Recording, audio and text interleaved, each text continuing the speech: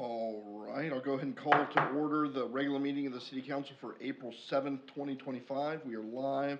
Sorry for the delay, was having some issues with the new laptop and getting on YouTube, but it looks like we are good. With that, invocation and pledge of allegiance will be led by Councilmember Gardner. Let's pray. Our Heavenly Father, God, thank you so much for this beautiful day. We are very thankful to see the sunshine today, Lord, and we are looking forward to the week of dry weather, God. We did need the rain, and you provided, and we're thankful for that, but we know there are a lot of communities that are suffering, and some individuals that are suffering because of loss of their homes with the storms, and we're thankful that overall you kept our city safe, Lord, and we're thankful for that, God. Thank you so much for all of the first responders that were out working overtime and just putting in extra time to help the citizens of Maumelle and all of those communities that were affected, Lord. We just ask for your continued blessings on them, and especially for those communities that were hit really hard over the last week, that you'll just bless those communities and that the state can rally around them and help them and their communities to recover, God. Lord, we're thankful for the ability to be here tonight to conduct the city's business. God, we just ask for a measure of wisdom in all the things that we do to consider the city's business, God, that will do things that are in the best interest of the city and its residents, Lord. Thank you so much for the blessings of life that you give us, God, and help us find someone to serve each day and to look and lift other people up and how we can help our fellow man. We pray these things through your Son's name. Amen. Amen. I pledge allegiance to the flag of the United States of America and to the republic for which it stands, one nation, under God, indivisible, with liberty and justice for all. Thank you, sir. We'll move on to approval of the minutes. You all received a copy of the March 17th minutes in your packet. Open the floor for discussion. I entertain a motion to adopt the minutes. So moved. Second. Motion second. Any discussion on that? Seeing none, all those in favor, please signify by saying yes. Yes. Yes. All opposed, no. Motion carries. We don't have any public comment cards at this time. So normally we have our department report. We've kind of moved this down to new business, and we'll talk about senior services related item in new business. So Planning Commission report. Councilmember Gronwald. If you can get that mic, please, ma'am. Okay, so really what they talked about we're going to be addressing in our agenda today. They had a few announcements. The DeVoe Bend replat lots 17 and 18 filed for record. A couple bills that they're watching, HB 1510, which is now Act 314, now eliminates ETJ. No idea what ETJ is, but it's important, I'm sure. We're watching HB 1754 for severe limits on zoning. Senate Bill 456 passed by the Senate committee. It will move on to the House committee. It eliminates single-family zoning. And Senate Bill 518 restricts floodplain management. So those were just a few of the announcements. Old business is variance 25-1, talking about Entergy. It was approved.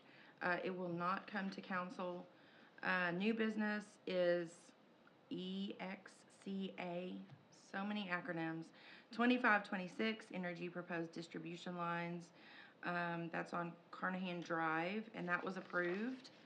And then CUSE 25-2, MEMS substation. This is on our agenda for today, and it was approved. There's some notes in that to minimize the use of lights and sirens in parking area, and they agreed to add some signage for parking. RZE 25-1, DeVoe Bend Lake Estates rezoning. That's also on our agenda, I believe. Talks about 21 lots, a couple of minor things. There will be conditions added in the notes and added to the plat. We'll talk about that later. Sub 25-3, also DeVoe Bend Lake Estates. Notes will be added to the plat for offset, utility, and notes will also be added to the bill of assurance. And that's it. Thank you, ma'am. What a ETJ is an extraterritorial jurisdiction. There are areas outside of the city limits that municipalities are or were able to enforce zoning and subdivision regulations. We have done subdivisions but never really zoning in our ETJ, but those are going away, so that is interesting. Yeah, those are things of the past. So it means that we have even less control of the areas immediately outside of the city than we used to. So just a heads up on that. Thank you, Councilmember Grunwald. We'll move on to procedural motion. At this time, I'd entertain a motion to have all ordinances and resolutions read by title only. So moved. Second. I've got a motion and a second. Any discussion on that? Seeing none, all those in favor signify by saying yes. Yes. All opposed, no. Motion carries. We have no unfinished business, and we'll move on to new business. The first item of new business is Resolution 2025-12, approving a conditional use permit. Madam City Clerk Treasurer, if you could please read that by title only. A resolution of the City Council of the City of Maumelle, County of Pulaski, State of Arkansas. A resolution to be entitled Resolution Number 2025-12. A resolution to approve a conditional use permit for an ambulance substation at 501 Millwood Circle and for other purposes. So this one is pretty self-explanatory. MEMS has been looking for a new location. They really wanted to be kind of centrally located so that they can respond to folks, but they wanted to get out of the trailer that was on the way to Public Works and Animal Control. So I'll open the floor for discussion. We do have Mr. Greg Thompson, Executive Director of MEMS, available if you have any questions. But is there any discussion on this? If not, I entertain a motion to approve. So moved. Second. I've got a motion and a second.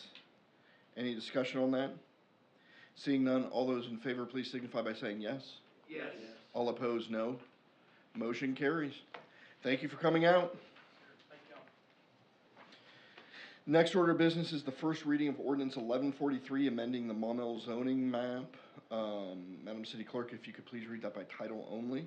Be it enacted by the City Council of the City of Maumelle, County of Pulaski, State of Arkansas.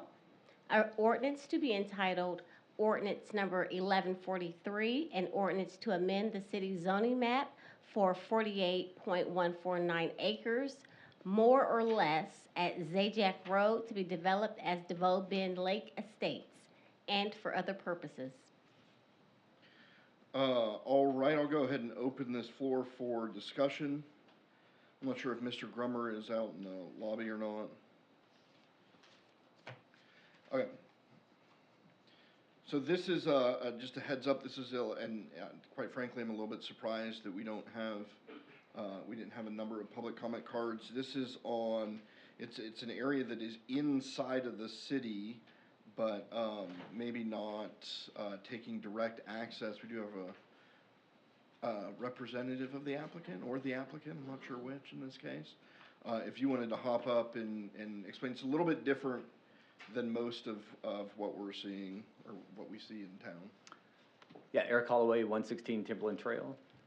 So we're very excited about the way that Phase 1 DeVoe Bend has gone. We've been very successful with what's on the Maumelle side of Maumelle's on both sides, but the typical Maumelle side, the White Oak Crossing side of White Oak Bio, and we've had a lot of success. We've had 31 lots sell out of the 48. But one thing that we consistently heard from buyers is they were looking for bigger lots, more estate type lots, 1 acre, 2.5 acre lots. So we thought that the land that we owned on the other side, which is as you see is about 40 to 50 acres, is a good opportunity to provide that to people.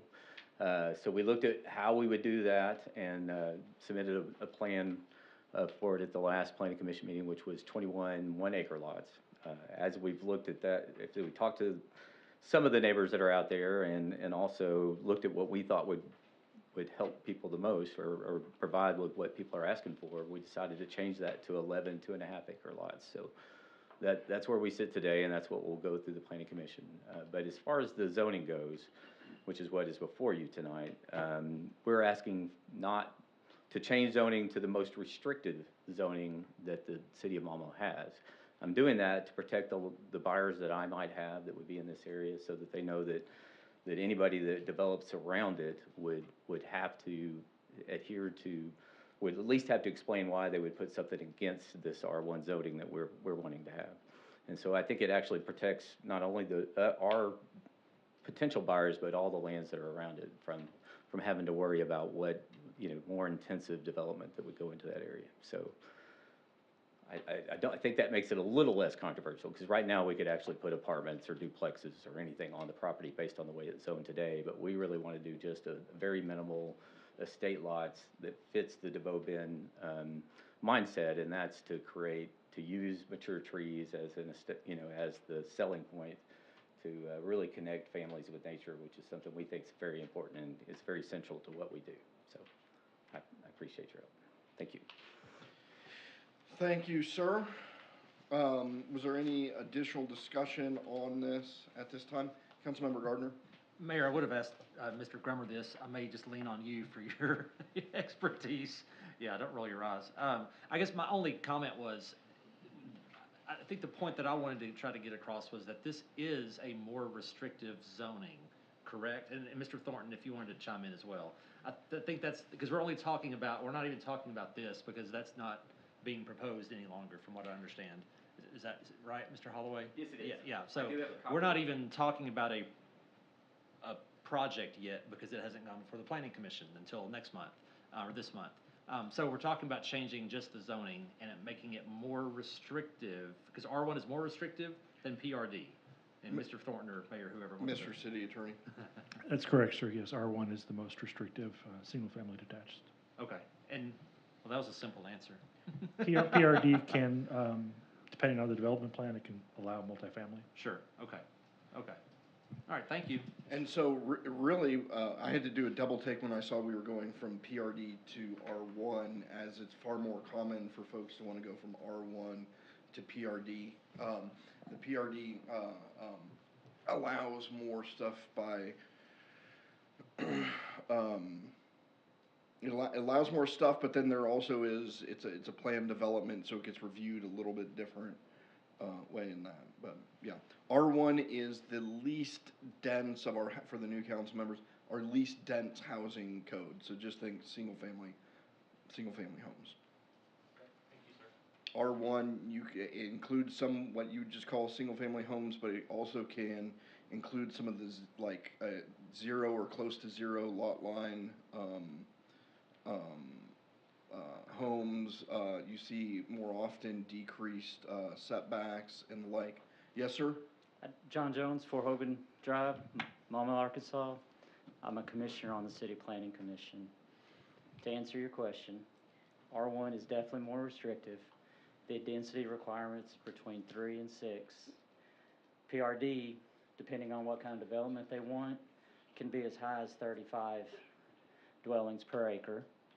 So that's kind of the common. Any more questions from the council on that, as far as the restrictions and the rules related to the rezoning of that? We're good. Thank you, guys.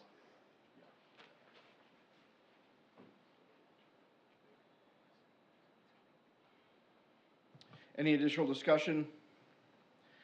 Councilmember Tierney? I would just like to make a comment that I'm sure former Councilman Member Mosley would probably love to hear a proposal like this. That's all. Thank you, sir. All right, that'll be on second reading at the next council meeting. The next item of business is the aquatic study presentation. So I was talking with Nicole Vogler, Director of Senior Services, in anticipation of her department, come on up, in anticipation of her department report, this week. And we have been working a little bit on the aquatic study. Y'all may recall that the city funded a study to assess the needs of a pool at the Center on the Lake, as well as to help develop some costs and some O&M numbers, as well as anticipated revenue that we thought we might be able to bring in if we were to move forward with a pool. And so I wanted to go over a little bit, and then I'll pass this over to Nicole. So we had that process. We found consultants that were in and I say we, Nicole, found consultants that were in this business, and we ended up choosing Councilman Hunsaker. One of the first steps that they began was a needs assessment, and so they formed and put together 3 different focus groups comprised of interested in future users of the pool, folks associated with the Center on the Lake, Counting on Each Other. Councilmember Tierney, I know you attended one of those, and this process was to go through and determine what some of the best uses would be, right? So that we could kind of really dial in on what we were looking at. So I'll pass it over to you, Nicole. Absolutely. So with the focus groups that met, we found that for efficiency reasons that we wanted to connect a pool to an existing building so we could use shared staff, shared resources for that pool. That the primary target in this focus area was seniors, with a focus on senior services and non-impact fitness activities. And that perhaps that we could also work with our local physical therapy clinics. I'm not naming any of them, but there are 6 that are in our near geographical area that we do partner and play with all 6 groups. And that the word that kept coming up was no Taj Mahal.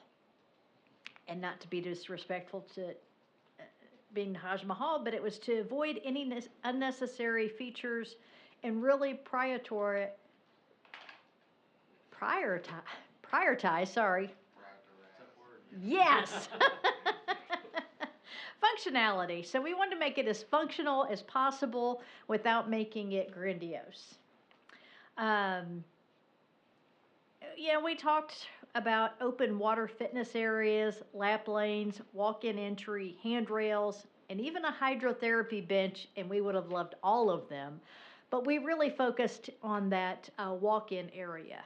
It's probably the most efficient of everything that we looked at as far as those little over-the-top items. Option 1 came in at $6.9 million. It was approximately 4 lanes. A lot of tile, a lot of glass in the building. It was beautiful, not really functional. A little too many bathrooms for my liking, to be honest. Option 2 was $9.6 million. Option 3 was $10.2 million. And so as we kept getting a little bit higher, we had a little bit more grand finishes that were getting attached. So working with the mayor, we did work with our city engineers, and they came back with an option, a second opinion, to really work on what the focus group had said for the most essential findings and priorities. So think about that walk lane, walking in, and that's really probably the biggest one we kept. Still a very nice pool. It would be a 3-lane pool, which could be programmed into water aerobics as well as lap lanes, and again, that walk-in area. So 3 lanes in a walk-in area. Cost is $3.5 million. They took out all the tile, which we asked all the tile to be taken out, and then really cut back on the glass, but still a lovely municipal building, and that's really what they prioritized. we looked at, and then we looked at O&M, because that's always the biggest question is, yeah, we could build, I don't know if we could build it, but how do you afford it? If you build it, how do you afford it still? So, about 2 years ago, we started to look at insurance benefit, for membership as maybe a sky in the pie way that we could afford this pool. We looked at, without lifeguards, approximately $140,000 a year. And that's working with the city engineer's version expected cost. Utilities at $40,000, direct facility expenses at $30,000. That's including repair and maintenance, operating supplies, chemical and insurance, and then facility staffing. I've got to say, full cost for a position at $65,000, but that's the cost of the employee and the overhead. If we had a known number of lifeguards, up to $100,000 and $5,000 equipment and training. I mentioned that insurance benefit. So assuming only the change in fees for insurance members, we would expect $112,000 in additional revenue. One thing I've added around with the mayors, we've not increased our cost to our members, and I really don't want to increase our base cost to our members. We have what we call a $35 membership. It's your silver membership from 8 to 4, Monday through Friday. It's $35 a year for residents. If they want the extended hours, it's $135.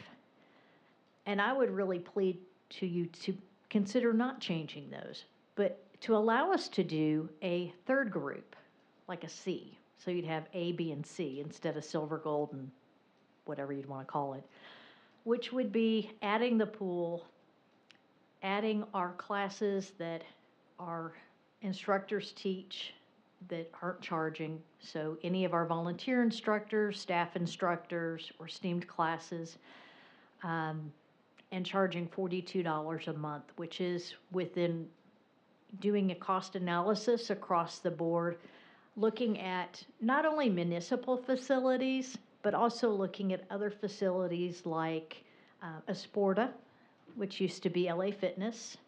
Their fee is $42 well, it's $40 a month if you get just the basic package, but you're probably going to get more than that. And so I think there's wiggle room that we could bring in more revenue if we could offer just a little bit more and renegotiate the insurance contracts.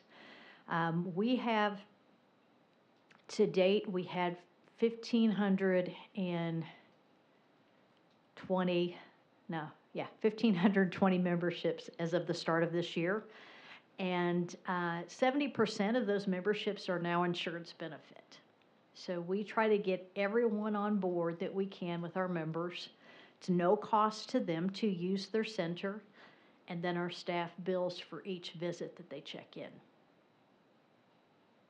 Right now, we're billing for up to $20 a month.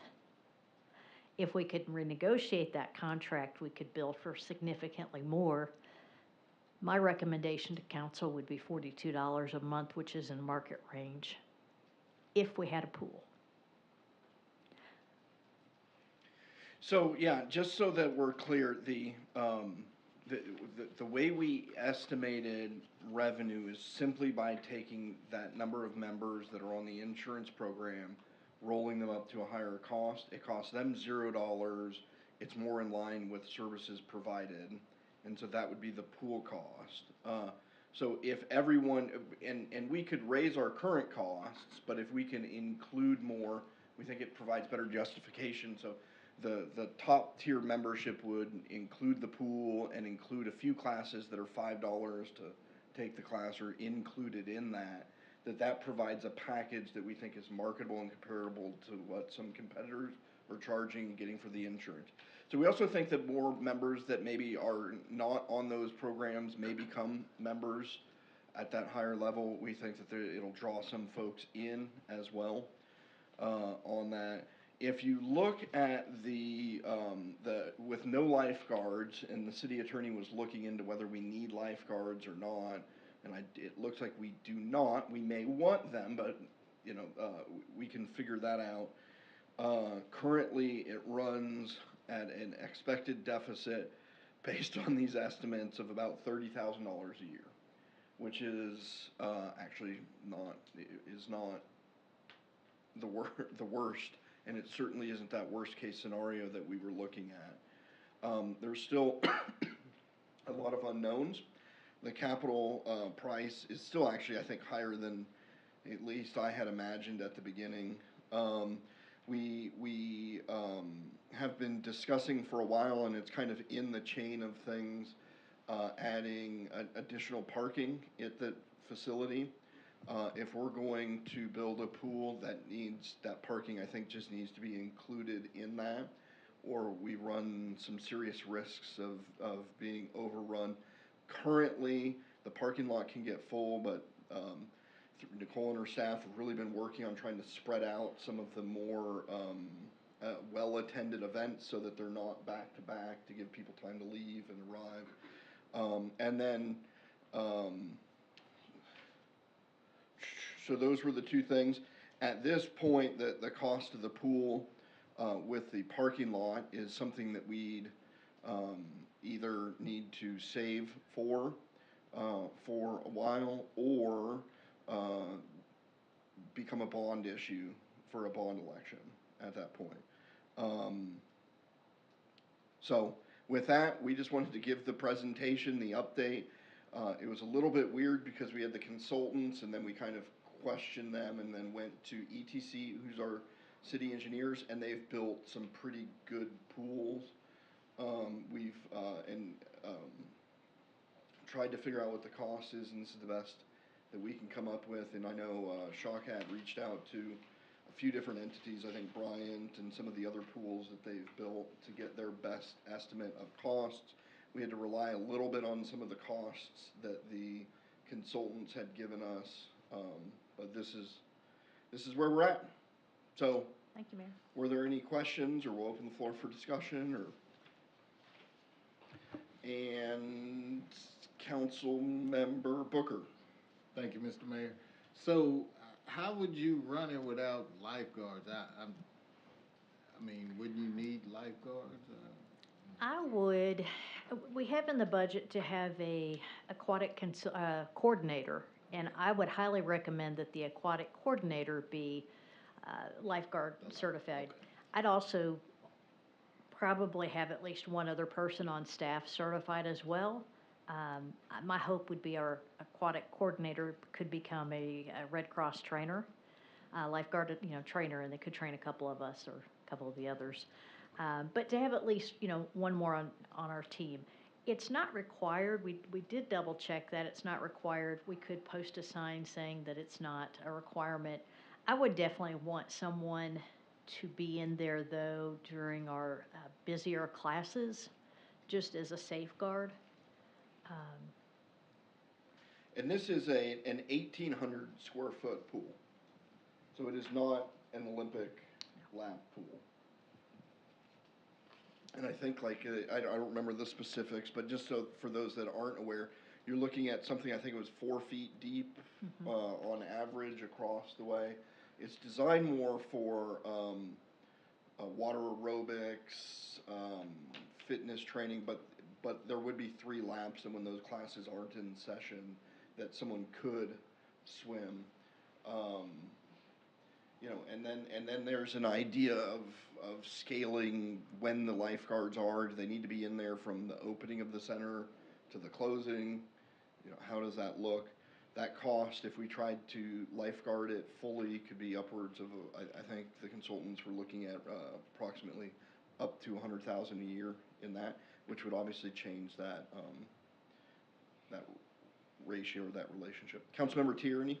Yes, I'd like to thank Director Vogler for all your work on this matter. This is something I know many of the residents in Maumelle really want. I know when I was first running, this was one of the issues everybody would always bring up to me, and I still hear about this probably more than any other issue that I've ever heard all my time on the council. This is something that a lot of people want. A lot of people feel there's a great need for it. I personally can, testify for, physical situations that it would be a great help to the benefit of the health of the community. And, so, I appreciate this, being done, and, Mr. Mayor, for helping, get this thing going. I think this is something we need to see. And, one other thing I'll kind of add is anytime, I post my notes from each council meeting on, my website. And every time I mention swimming pool for the city, we have 20,000 residents. I'll get 30,000 hits on my website that night. That's not unique visitors, that's just how many times people are hitting it. That's very unusual, but that shows you the enthusiasm and the interest that exists within the community for something like this. Thank you. Thank you, sir. I wanted to tack on, so originally, the discussion of the pool over a decade ago when there was this big, huge movement, and there was almost set up for a bond issue, was over a full indoor pool. So to what Councilmember Tierney is saying, that there's a lot of people that ask about it, I think this satisfies some of the people who were asking for the pool, and some of those I hear. The others I hear are lap swimmers, recreational swimmers, people under the age of 50 that don't qualify for the member, for that. So I think it's important to note, also, just for the record, the minutes are just that what we are talking about is a therapy and small lap pool at the senior center for members of the Center on the Lake, as the overarching primary investigation. Councilmember Shin.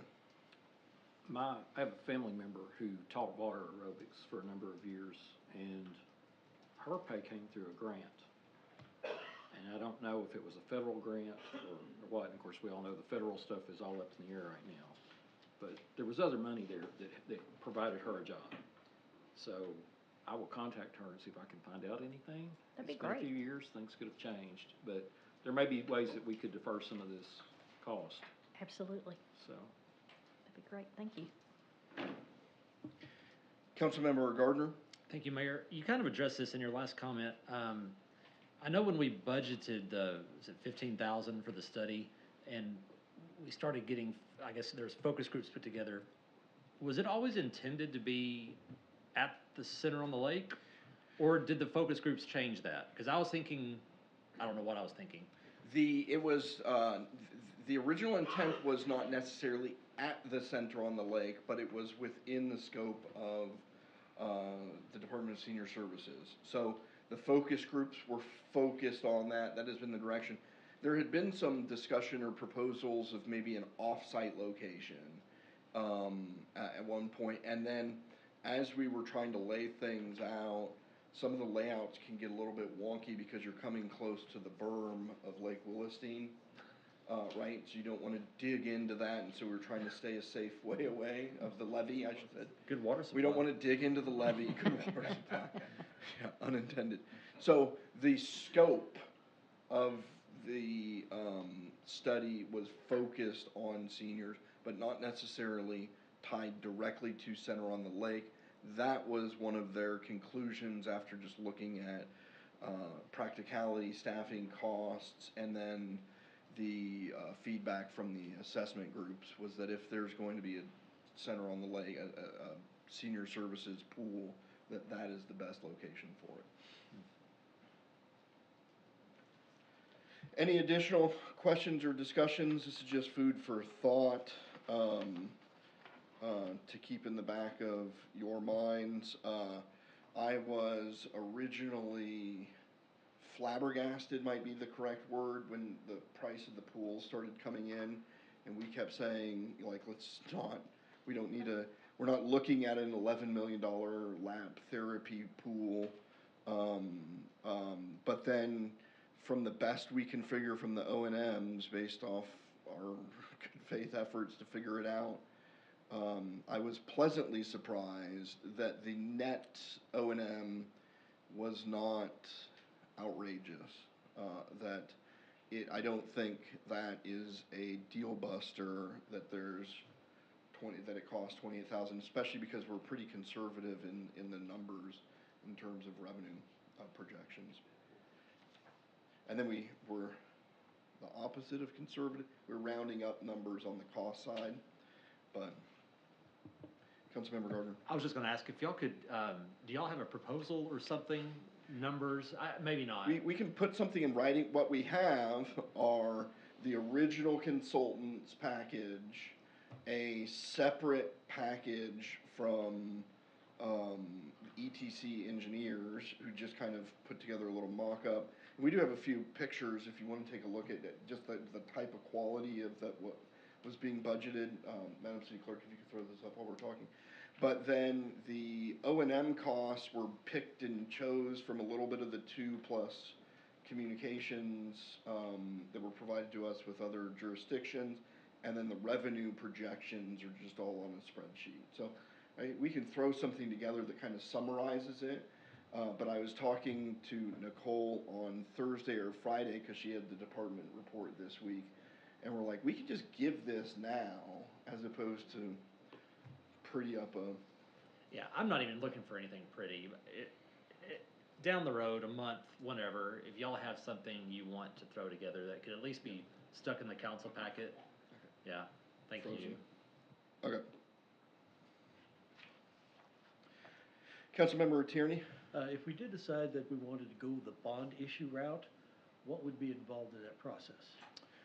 Ordinances, an election. You're probably not gonna go out for bonds. I don't know that it's impossible for a $4 million project or $5 million, but with the parking lot, we'd need to price that out, because that was not included in this. And then, but really, the more important thing is we have some other projects that are into the 5 to 7 year range, that anytime you're gonna reissue bonds, you need to make sure you're looking at not just what you're doing now, but that 5 to 7 years, because you'll lock those rates in usually for a set amount of time. So we've been discussing, Fire Station 3 is in the horizon. It's probably a 5 to 7 year project, so you would have to include those projects lest you miss the opportunity to do that again for some time frame. Gotcha. So, we'd probably want sort of a full examination into what those projects could be. We can handle that process in different ways. At one point in time, I'm not opposed to just coming up and giving a few projects. I thought the Bond Task Force Committee that was put together in 2013 and 2014 did a really good job at looking at a ton of different projects and evaluating those. That's largely contingent upon who you get on that committee to see because it's monumental. So it's really up to the council if we're talking about going out to a bond election. The earliest that it could be is spring of next year, if you're wanting a primary, or fall of next year for a general. And there's a lot that goes into that, including all the other projects that you're gonna look at. All right. With that, we will move on. Thank you, Mrs. Vogler. We will move on to the next item of business, which is Resolution 2025-13, amending the 2025 general fund budget. Madam City Clerk, if you could please read that by title only. Yes. Moving a little slower.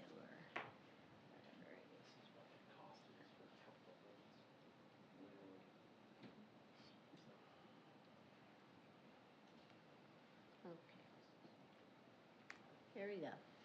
A resolution of the City Council of the City of Maumelle, County of Pulaski, State of Arkansas. A resolution to be entitled Resolution Number 2025-13. A resolution to amend the 2025 general fund budget. All right, this one's pretty simple. Every 2 years we budget for the general election. Our portion of that, we do not typically budget for runoff elections. And so this is the cost of the runoff election that we had. So up to the floor for discussion. Motion to approve 2025-13. Second. I've got a motion and a second. Any discussion on that motion? Seeing none, all those in favor signify by saying yes. Yes. All opposed, no. Motion carries. We'll move on to Resolution 2025-14, amending the 2025 street fund budget. Madam City Clerk, if you could please read that by title only.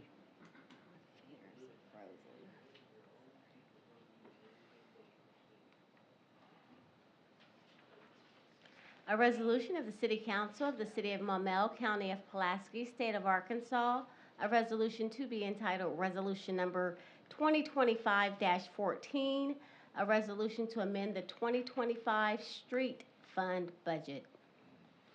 All right, so we discussed Carnahan Drive a little while back, and the council sort of wanted me to go forward, get a quote on that before returning with the quote, before returning for the budget resolution. So just as a reminder, we think that we could obviously scale the project down and not do the whole thing at once. We think there's some economy to be had through a single mobilization of the equipment to that area as opposed to splitting it over 2 years. Open the floor for discussion. Councilmember Gardner. What parts of Carnahan does this cover? From the boulevard to Lewis Nelson. So it would take all 4 lanes. Is there a turn lane? No, it's just 4. So it would take the entire strip from the boulevard down to the Lewis Nelson then.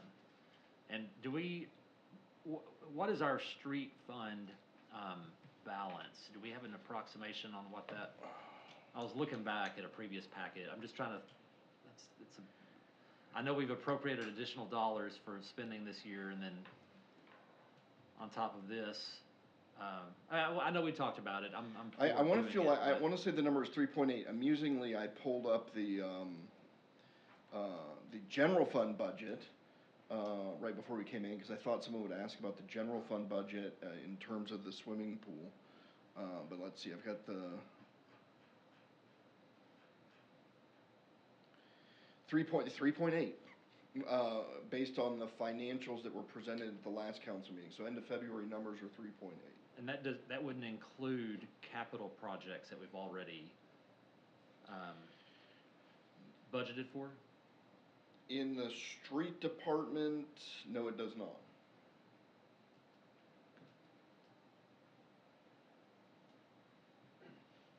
Well, yes, 975,000 are already committed. So we're in the So you're looking at 2.8.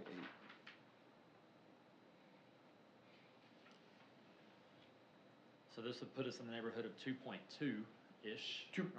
Pardon me, 2.6, because we already have the 400,000. It's just for the 200,000. But then we don't have any street dollars. That's the money I was thinking of, right? The 400 that but then we don't have any other street dollars for the rest of the year. Yes, but we typically just do one contract at a time. Yes. So, for example, when we contract for all the roads, we do it all at once. This year, it's just one road or part of a road. Right. I agree it needs to be done. It's just one of those things where that street fund used to be like $5 million a few years ago, and it's great projects that we're doing. I'm excited about Club Manor, but you know, we got a lot of roads, so we just need to be mindful of that. This road goes to 2 of the schools. Yeah. A new church will be built down there in the next couple of years. This one's needed. A lot of our residents travel that road. Absolutely. Even though it's not residential. Absolutely, yeah. Thank you, sir. Is there any additional discussion? Councilmember Booker? I think we talked about this for Mr. Mayor, but what happens if we don't have any money left after we use all? What are you talking? We're talking about the $2.8 million that we have. What happens if we don't have that? Right. After we use it all up or whatever, we need some. So well, I hate that question because that presupposes we've used it all up. You'll want to keep a reserve amount. The typical standard reserve amount that we have for the general fund, the minimum we have is a 20% annual operating cost reserve. In the street fund, our annual operating costs are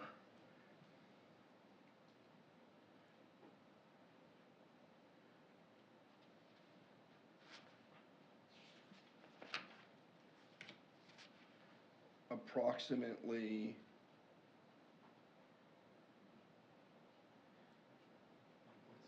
does that look right? 1.7. So 1.7, if we kept the 20% reserve of that in keeping with the general fund, we'd be at $350,000 reserve. So our reserve fund for the street fund relative to our annual operating expenses is very high. If we didn't collect any street fund money, it appears as though we could operate for several years without any additional revenue at the current pace. But we also have, we do have some projects that we anticipate coming down the pipe. Right, okay, thank you. If there is nothing further, I'd entertain a motion to adopt resolution 2025-14.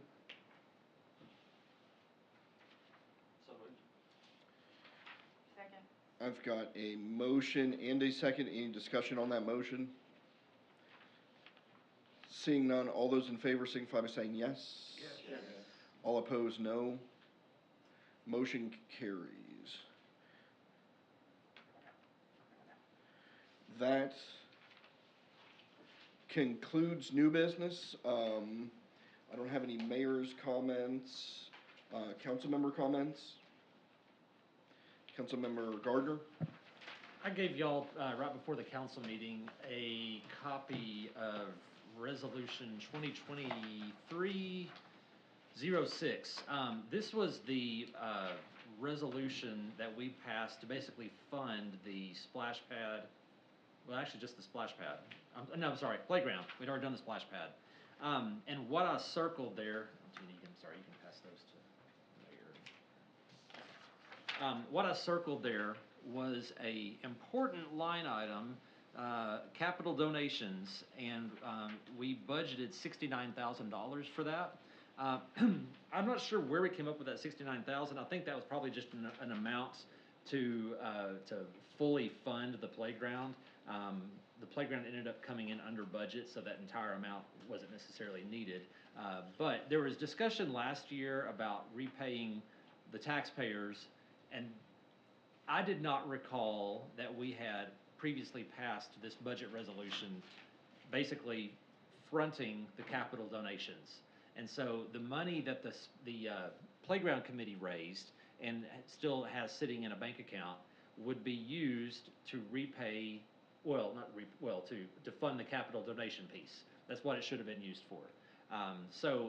The playground committee has been talking about this over the last several months, weeks, and everyone agreed to ask Timmons Arts Foundation to transfer whatever the remaining balance was in the fundraising account over to the city to satisfy this amount that was here. So that's what that discussion was all about, and maybe if we had communicated that a little bit differently, this would have been done months ago. But that's what this was basically about, was the capital donations that we need to hand off to the city for construction of the playground. So just wanted to mention that. One of the members of the committee sent a letter to the Timmons Arts Foundation, just letting them know, kind of breaking this down, attaching this resolution to it, letting them know, this is why we think that money should go directly to that capital donation piece. So anyway, just wanted to pass that along. Thank you, sir. Councilmember Tierney? I wanted to thank all of our first responders for their hard work over the weekend. I know every time I step outside, I'd hear sirens somewhere in the city, so I know they had a pretty rough one, and I wanted to thank our police, fire, and everybody just for work. So I know cities, other services, public works like that, were also kept quite busy, so I wanted to thank them for their hard work and help them keep our community safe. Thank you, sir. Councilmember Grunwald?